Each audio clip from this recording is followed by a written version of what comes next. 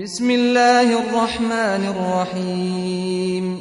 والنجم إذا هوى ما ضل صاحبكم وما غوى وما ينطق عن الهوى إن هو إلا وحي يوحى علمه شديد القوى ذو مرة فاستوى وهو بالأفق الأعلى ثم دنا فتدلى فكان قاب قوسين أو أدنى فأوحى إلى عبده ما أوحى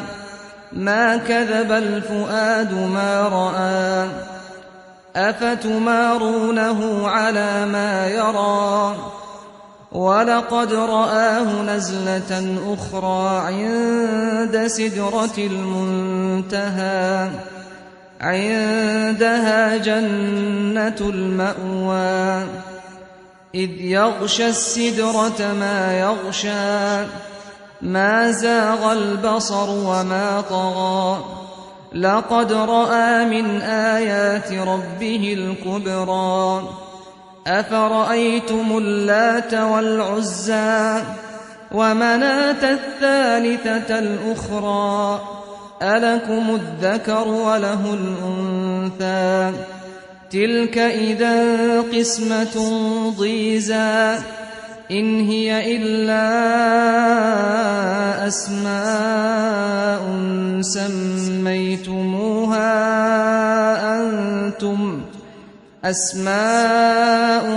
سميتموها أنتم وآباؤكم ما أنزل الله بها من سلطان إن يتبعون إلا الظن وما تهوى الأنفس ولقد جاءهم من ربهم الهدى أم للإنسان ما تمنى فلله الآخرة والأولى وكم من ملك في السماوات لا تغني شفاعتهم شيئا إلا من بعد أن يأذن الله لمن يشاء ويرضى إن الذين لا يؤمنون بالآخرة ليسمون الملائكة تسمية الأنثى وما لهم به من علم إن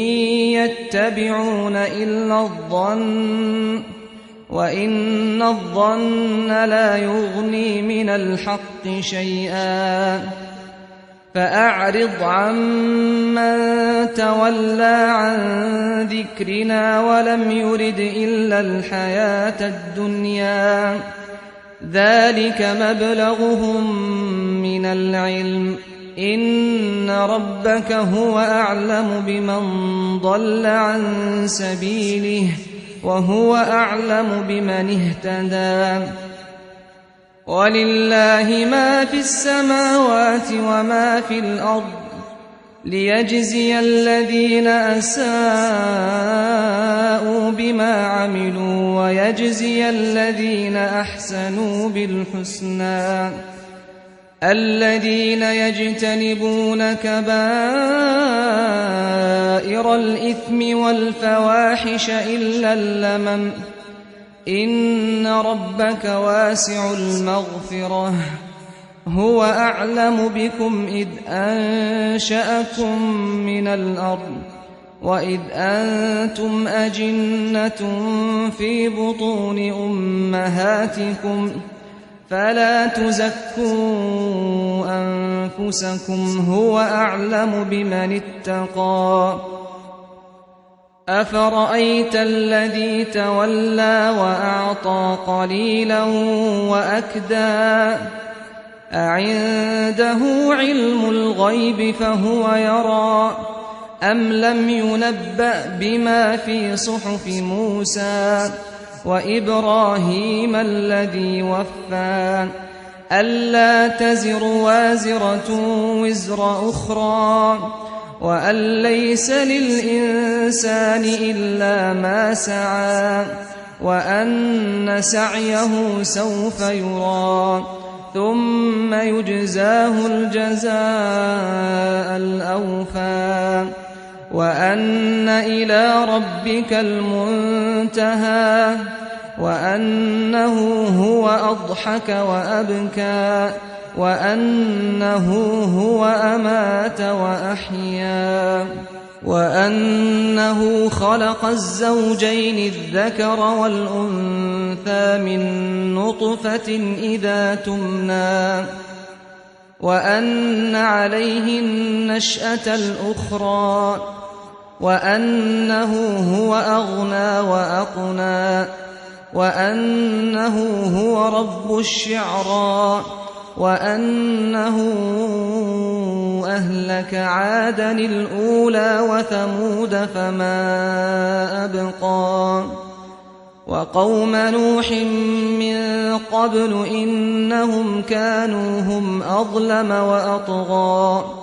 والمؤتفكة أهوى فغشاها ما غشى فبأي آلاء ربك تتمارى